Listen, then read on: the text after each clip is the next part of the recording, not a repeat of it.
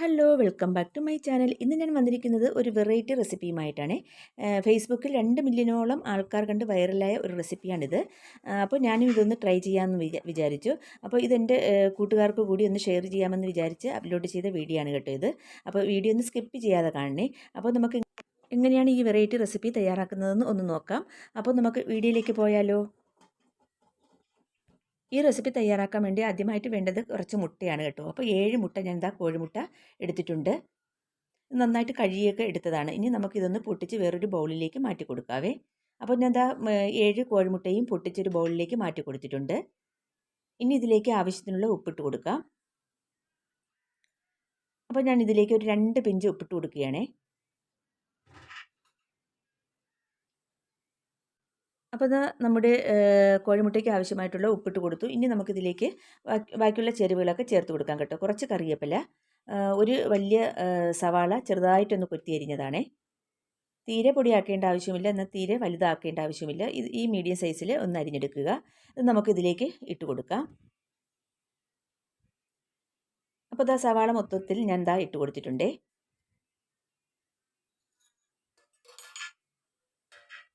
ഇനി നമുക്കിതൊന്ന് കടഞ്ഞെടുക്കാം.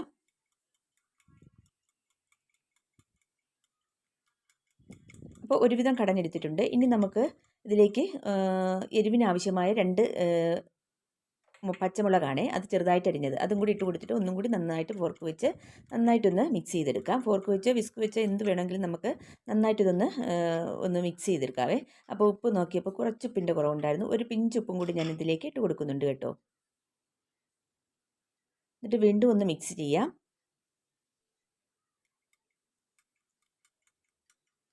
അപ്പോൾ മുട്ട നന്നായിട്ട് ഞാൻ മിക്സ് ചെയ്തെടുത്തിട്ടുണ്ട്. ഇത്ര മതി. ഇനി നമുക്ക് ഇത് ഒരു പോളിത്തീൻ കവറിലേക്ക് ആക്കണം കേട്ടോ. അതിനുവേണ്ടി ഞാനൊരു കട്ടിയുള്ള പോളിത്തീൻ കവർ എടുത്തിട്ടുണ്ട്. ഇതുപോലത്തെ ഒരു കവർ എടുക്കുക. ഹോളൊന്നും ഇല്ലാത്ത കവറായിരിക്കണം കേട്ടോ ഇത്. അപ്പോൾ ഈ കവറിനകത്തേക്ക് നമുക്ക് മിക്സ് ചെയ്ത മുട്ടയുടെ ബാറ്റർ ഒഴിച്ചു കൊടുക്കാവേ. എന്നിട്ട് നന്നായിട്ട് തന്നെ ലൂസില്ലാത്ത രീതിയിൽ നന്നായിട്ട് ഇറുക്കി നന്നായിട്ടൊന്ന് കെട്ടിക്കൊടുക്കുക.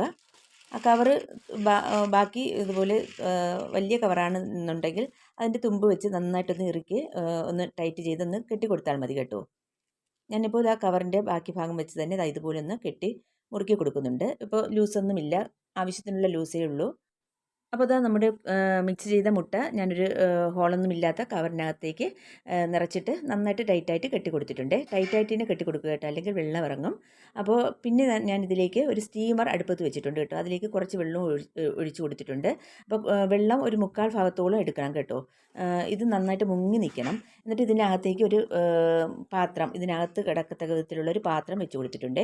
ഇനി നമുക്ക് ഈ പാത്രത്തിനകത്തേക്ക് നമ്മുടെ ഈ കെട്ടി വെച്ച മുട്ടയുടെ മിക്സ് കവറോട് കൂടി തന്നെ ഇറക്കി വെച്ച് കൊടുക്കാവേ. എന്നിട്ട് അടച്ച് വെച്ചിട്ട് ഒരു 15-20 മിനിറ്റ് നമുക്കിതൊന്ന് വേവിച്ചെടുക്കണം. അപ്പോൾ ഒരു 15 മിനിറ്റ് കഴിഞ്ഞിട്ട് നമുക്കിതൊന്ന് തുറക്കാം. അപ്പോൾ ഹൈ ഫ്ലെയിമിൽ തന്നെയാണ് ഞാൻ വെച്ച് ഇതൊന്ന് വേവിച്ചെടുക്കുന്നത് കേട്ടോ. അപ്പോൾ 15 മിനിറ്റോളം ആയി. ഞാൻ ഫ്ലെയിം ഓഫ് ആക്കിയിട്ടുണ്ട്. ഇനി നമുക്ക് ഈ കിഴുക്കിട്ട് നമുക്ക് പുറത്തേക്ക് എടുക്കാം.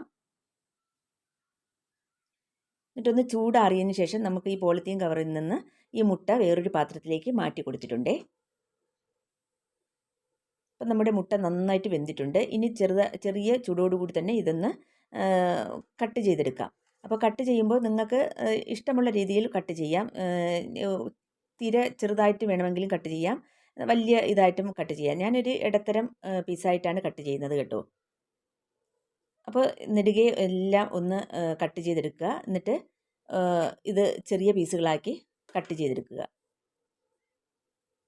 ഇനി നമുക്കിതൊന്ന് ചെറിയ പീസുകളാക്കാം.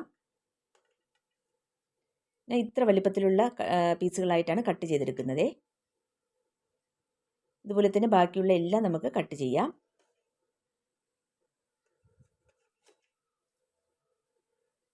അപ്പോൾ മുട്ട മൊത്തവും ഞാൻ കട്ട് ചെയ്തെടുത്തേ. ഇത്രയും അളവിലുള്ള പീസായിട്ടാണ് ഞാൻ കട്ട് ചെയ്തെടുത്തിട്ടുള്ളത്. ഇതിൽ വേണമെങ്കിൽ നിങ്ങൾക്ക് വലുതാക്കാം, അല്ലെങ്കിൽ ചെറുതാക്കാം, അത് ഓരോരുത്തരുടെയും ഇഷ്ടം കേട്ടോ. പിന്നെ ഒരു പാൻ അടുപ്പത്ത് വെച്ചിട്ടുണ്ട്. ഇതിലേക്ക് കുറച്ച് വെളിച്ചെണ്ണ ഒഴിച്ചു കൊടുത്തിട്ടുണ്ട്. എണ്ണ നന്നായിട്ട് ചൂടാകുമ്പോൾ നമ്മൾ കട്ട് ചെയ്ത മുട്ട ഇതിലേക്ക് നിരത്തി വെച്ച് കൊടുക്കുക. ഇതൊന്ന് നമുക്ക് ഫ്രൈ ചെയ്തെടുക്കണം കേട്ടോ. അതിനു വേണ്ടിയാണ് ഞാൻ ഈ എണ്ണയിലേക്ക് ഈ മുട്ട നിരത്തി കൊടുക്കുന്നത്. ഇനി മീഡിയം ടു ലോ ഫ്ലെയിമിൽ വെച്ചിട്ട് നമുക്കിതൊന്ന് ഫ്രൈ ചെയ്തെടുക്കാം. 1 മിനിറ്റ് കഴിയുമ്പോൾ ഇതുപോലെ ഒന്ന് മറിച്ചിട്ട് കൊടുക്കാം. അപ്പോൾ മുട്ട മൊത്തം 1 മിനിറ്റ് കഴിഞ്ഞപ്പോൾ മറിച്ചിട്ട് കൊടുത്തിട്ടുണ്ട്. ഒരു പുറം നന്നായിട്ട് ഫ്രൈ ആയി കിട്ടിയിട്ടുണ്ട് കേട്ടോ. ഇനി അടുത്ത 1 മിനിറ്റും കൂടെ ആകുമ്പോൾ നമുക്കിത് എണ്ണയിൽ നിന്നും എടുത്ത് മാറ്റാവേ. അപ്പോൾ നന്നായിട്ട് മറുപുറവും നന്നായിട്ട് മൊരിഞ്ഞ് വന്നിട്ടുണ്ട്. ഇനി നമുക്ക് ഇത് എണ്ണയിൽ നിന്നും വേറൊരു പ്ലേറ്റിലേക്ക് മാറ്റി കൊടുക്കാം. നല്ല മണമുണ്ട് കേട്ടോ ഈ സമയം.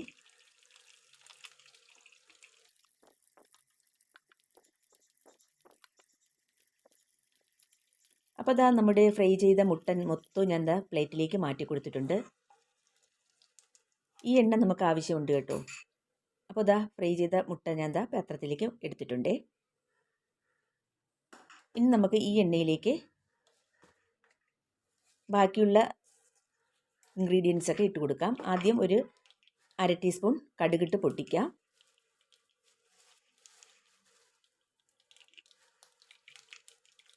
അപ്പോൾ കടുക് നന്നായിട്ടൊന്ന് പൊട്ടി വന്നിട്ടുണ്ട്. ഇനി നമുക്കിതിലേക്ക് കുറച്ച് സ്പൈസസ് ഒക്കെ ഇട്ട് കൊടുക്കണം. ഒരു 2 ചെറിയ പീസ് പട്ട, 2-3 ഗ്രാമ്പു, 2 പീസ് തക്കോലം, പിന്നെ 2-3 ഏലക്ക. ഇതെല്ലാം കൂടി ഇട്ട് കൊടുത്തിട്ട് ഒന്ന് ഇളക്കി കൊടുക്കാം. അതിൻ്റെ ആ ഫ്ലേവറൊക്കെ ആ എണ്ണയുമായിട്ട് നന്നായിട്ട് ഇറങ്ങി വരട്ടെ.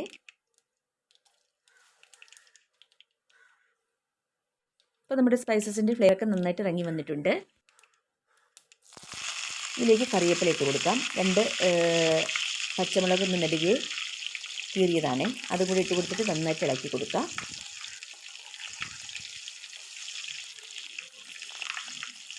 അപ്പോൾ എല്ലാം നന്നായിട്ട് മൂത്ത് വന്നിട്ടുണ്ട്. ഇനി ഒരു 2 മീഡിയം സൈസ് സവാളയാണ് ചെറുതായിട്ട് കൊത്തിയരിഞ്ഞത്. അത് നമുക്കിതിലേക്ക് ഇട്ട് കൊടുക്കാം. എന്നിട്ട് നന്നായിട്ട് ഇളക്കി കൊടുക്കുക. ഇതൊന്ന് വഴന്ന് കിട്ടണം കേട്ടോ. അതുവരെ നമുക്ക് നന്നായിട്ടൊന്ന് ഇളക്കി കൊടുക്കാം. ഇനി നമുക്കിതിലേക്ക് ആവശ്യത്തിനുള്ള ഉപ്പിട്ട് കൊടുക്കാം.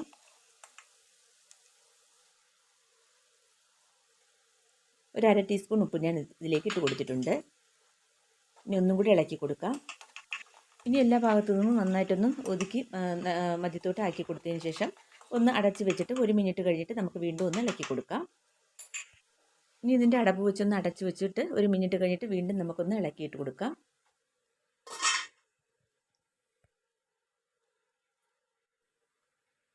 അപ്പോൾ 1 മിനിറ്റ് ആയിട്ടുണ്ട്. അപ്പോൾ നമ്മുടെ സവാളയൊക്കെ നന്നായിട്ടൊന്ന് വഴന്ന് വന്നിട്ടുണ്ട് കേട്ടോ. ഒന്നും കൂടി ഇളക്കി കൊടുക്കാം.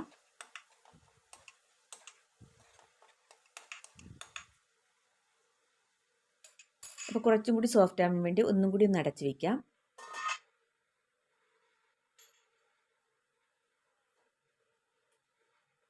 ഇനി നമുക്ക് അടപ്പ് തുറക്കാം.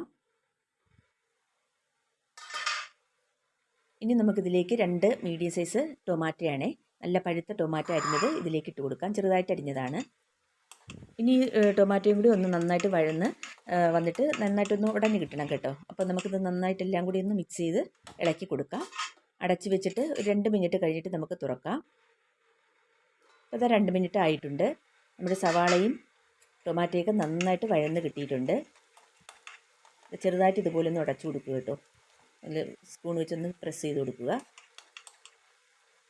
ഇനി നമുക്കിതിലേക്ക് മസാലക്കൂട്ടുകളൊക്കെ ഇട്ട് കൊടുക്കാം. 1/2 ടീസ്പൂൺ മഞ്ഞൾപ്പൊടി, 1 ടേബിൾ സ്പൂൺ കാശ്മീരി മുളക് പൊടി, 1 ടേബിൾ സ്പൂൺ മല്ലിപ്പൊടി, ഒരു 1/2 ടീസ്പൂൺ പെരിഞ്ജീരകം പൊടിച്ചത്, പിന്നെ ഒരു 1/4 ടീസ്പൂൺ ഗരം മസാല, ഒരു 1/2 ടീസ്പൂൺ കുരുമുളക് പൊടി. ഇത്രയും ഇട്ട് കൊടുത്തേ. ഇനി നമുക്കിതിൻ്റെ പച്ചമണമൊക്കെ ഒന്ന് മാറുന്നത് വരെ ഒന്ന് ഇളക്കി കൊടുക്കാം. ആ പച്ചമണമൊക്കെ ഒന്ന് മാറി മൂത്ത് കഴിയുമ്പോൾ പൊടിയിൽ നിന്നൊരു നല്ലൊരു മണം എടുക്കുമല്ലോ, അതുവരെ നമുക്കിതൊന്ന് ഇളക്കി കൊടുക്കാം. അപ്പോൾ നന്നായിട്ട് പൊടിയുടെയൊക്കെ പച്ചമണമൊന്ന് മാറി കിട്ടിയിട്ടുണ്ട്. പൊടിയൊക്കെ നന്നായിട്ട് മൂത്ത് നല്ലൊരു സ്മെല്ല് വരുന്നുണ്ട്. ഈ സമയം നമുക്ക് കുറച്ച് വെള്ളം ഒഴിച്ചു കൊടുക്കാം. 1 കപ്പ് വെള്ളത്തോളം ഞാൻ ഒഴിച്ചു കൊടുത്തിട്ടുണ്ട്. ഇനി നന്നായിട്ടൊന്ന് ഇളക്കി കൊടുക്കാം. ഉപ്പ് കറക്റ്റാണോ എന്നൊന്ന് നോക്കുക. അപ്പോൾ അത് നന്നായിട്ട് ഇളക്കി മിക്സ് ആക്കിയിട്ടുണ്ട്. അപ്പോൾ കുറച്ച് ഉപ്പിൻ്റെ ആവശ്യമുണ്ടായിരുന്നേ. ഞാനൊരു 1/2 ടീസ്പൂൺ ഉപ്പും കൂടി ഇതിലേക്ക് ഇട്ട് കൊടുക്കുന്നുണ്ട്.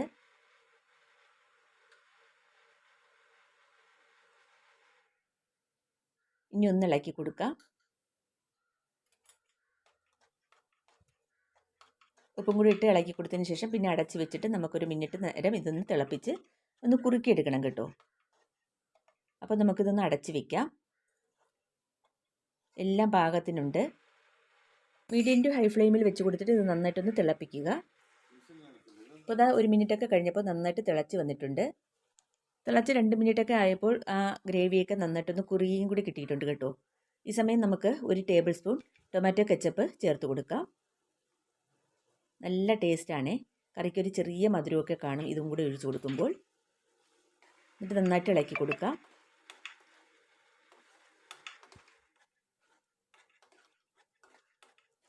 ഇപ്പോൾ ഇതാ നമ്മുടെ ഗ്രേവി ഇവിടെ റെഡി ആയിട്ടുണ്ട്. എല്ലാം പാകത്തിന് ഉണ്ട് കേട്ടോ. ഇനി നമുക്ക് ഫ്രൈ ചെയ്ത് വെച്ചിരിക്കുന്ന മുട്ട ഇതിലേക്ക് ചേർത്ത് കൊടുക്കാം. ഇപ്പോൾ നമ്മുടെ ഗ്രേവി നന്നായിട്ട് തിളച്ച് നല്ല കുറുകിയ പരുവത്തിനായി കിട്ടിയിട്ടുണ്ട്. ഇനി നമുക്ക് ഫ്രൈ ചെയ്ത മുട്ട ഇതിലേക്ക് ഇട്ട് കൊടുക്കാം. അതിനുശേഷം എല്ലാം കൂടി നന്നായിട്ട് മിക്സ് ചെയ്യുക. ആ ഗ്രേവിയും മുട്ടയും എല്ലാം നന്നായിട്ട് തന്നെ ആ മുട്ടയിൽ ആ ഗ്രേവിയൊക്കെ നന്നായിട്ട് പിടിച്ച് വരട്ടെ.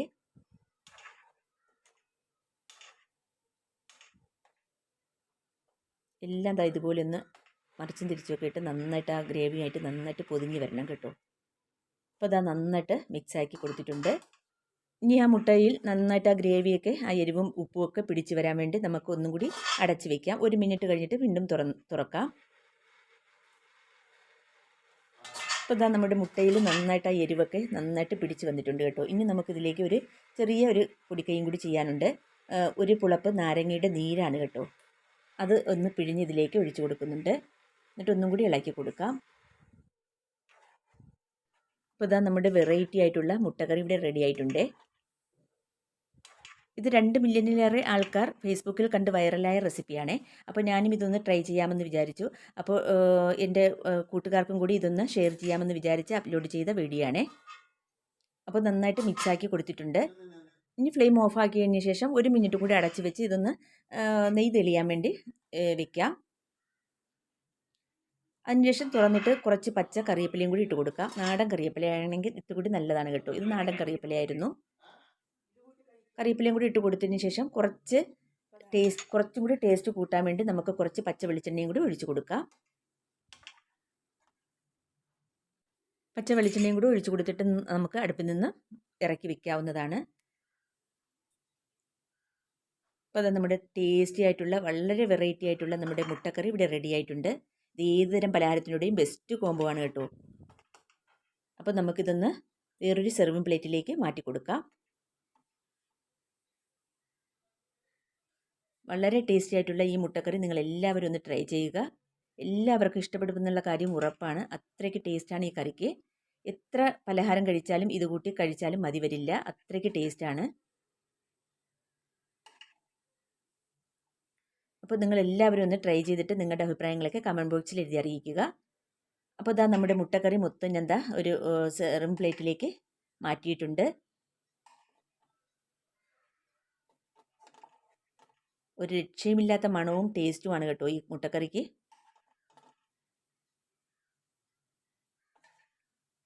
അപ്പോൾ ഇതാ നമ്മുടെ കറി ഞാൻ സെർവിങ് പ്ലേറ്റിലേക്ക് മാറ്റി കൊടുത്തിട്ടുണ്ട്. ഞാൻ ഇതിനോടൊപ്പം ചപ്പാത്തിയാണ് ഉണ്ടാക്കിയിട്ടുണ്ടായിരുന്നത് കേട്ടോ. നല്ല ടേസ്റ്റ് ആയിരുന്നു അത് കൂട്ടി കഴിക്കാൻ. അപ്പോൾ ഇന്നത്തെ വീഡിയോ നിങ്ങൾക്ക് എല്ലാവർക്കും ഇഷ്ടമായെന്ന് വിചാരിക്കുന്നു. വീഡിയോ ഇഷ്ടമായ ഒന്ന് ലൈക്ക് ചെയ്യാനും ഷെയർ ചെയ്യാനും കമൻറ്റ് ചെയ്യാനൊന്നും മറന്നു പോകരുതേ. പിന്നെ എൻ്റെ വീഡിയോ ആദ്യമായിട്ട് കാണുന്ന കൂട്ടുകാരും കണ്ടിട്ട് ഇതുവരെ സബ്സ്ക്രൈബ് ചെയ്യാത്ത കൂട്ടുകാരുമുണ്ടെങ്കിൽ പ്ലീസ് ഒന്ന് സബ്സ്ക്രൈബ് ചെയ്തൊന്ന് സപ്പോർട്ട് ചെയ്യണേ. തൊട്ടടുത്ത ബെൽ ബട്ടണും കൂടി ഒന്ന് പ്രസ് ചെയ്ത് ഓൾ എന്ന ഓപ്ഷനും കൂടി എനേബിൾ ചെയ്താൽ ഞാൻ ചെയ്യുന്ന എല്ലാ വീഡിയോസിൻ്റെയും നോട്ടിഫിക്കേഷൻ കറക്റ്റായിട്ട് നിങ്ങൾക്ക് ലഭിക്കും. അപ്പോൾ ഇതുപോലുള്ള നല്ല വീഡിയോസുമായി വീണ്ടും വരാം. അതുവരേക്കും എല്ലാവർക്കും താങ്ക്